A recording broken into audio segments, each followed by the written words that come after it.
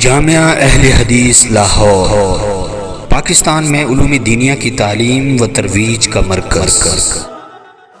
نحمدہ ونصلی علی رسولہ الکریم، اما بعد فاعوذ باللہ من الشیطان الرجیم، بسم اللہ الرحمن الرحیم۔ لقد رضی اللہ عن المؤمنین اذ یبایعونک تحت الشجرۃ فعلم ما فی قلوبہم۔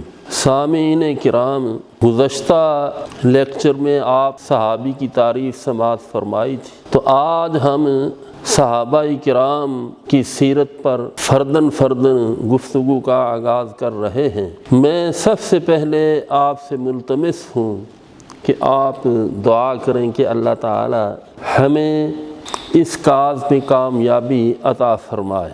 صحابہ کرام رضوان اللہ علیہم اجمعین، جنہوں نے اسلام پر اپنا سب کچھ نچھاور کر دیا، ان میں سے سب سے زیادہ مقام سیدنا صدیق اکبر رضی اللہ تعالی عنہ کا ہے۔ اور سیدنا صدیق اکبر رضی اللہ تعالی عنہ وہ ہستی ہیں کہ جن کو اللہ تعالی نے یہ توفیق عطا فرمائی کہ وہ مردوں میں سے سب سے پہلے رسول اللہ صلی اللہ علیہ وسلم پر ایمان لائے، اور پھر مکی زندگی میں وہ تکلیفیں بھی برداشت کرتے رہے۔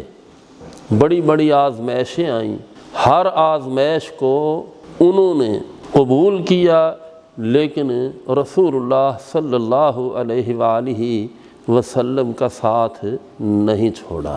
صدیق اکبر رضی اللہ تعالی عنہ یہی وہ پاکیزہ ہستی ہیں کہ جن کے متعلق رسول اللہ صلی اللہ علیہ وآلہ وسلم نے یہ بھی فرمایا تھا کہ میں نے دنیا کے اندر تمام لوگوں کے احسانات کے بدلے چکا دیے ہیں، صرف ایک ہستی ایسی ہے کہ اس کے احسانوں کا بدلہ میں نہیں چکا سکتا، اس کے احسانوں کا بدلہ، اس کے احسانوں کی جزا ذات باری تعالی ہی ادا کریں گے۔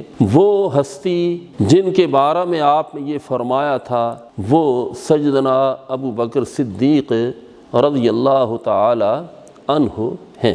حقیقت یہ ہے کہ اگر ہم صدیق اکبر رضی اللہ تعالی عنہ کو صحابہ سے نکال دیں، ان کی خدمات کو اسلام سے نکال دیا جائے تو اسلام بالکل ادھورا رہ جاتا ہے۔ سیدنا صدیق اکبر رضی اللہ تعالی عنہ ذاتی طور پر اور ان کے خاندان، ان کے بیوی بچوں کی بھی اسلام کے لیے بہت خدمات ہیں، تو انشاءاللہ ہم ترتیب وار کوشش کریں گے کہ وہ ساری چیزیں آپ کے سامنے بیان کی جائیں۔ تو سیدنا صدیق اکبر رضی اللہ تعالی عنہ وہ ہستی ہیں کہ جن کو صدیق کے لقب سے نوازا گیا، اور اسی لیے قرآن مجید میں بھی اللہ تعالیٰ فرماتے ہیں کہ والذی جاء بالصدق وصدق بہ،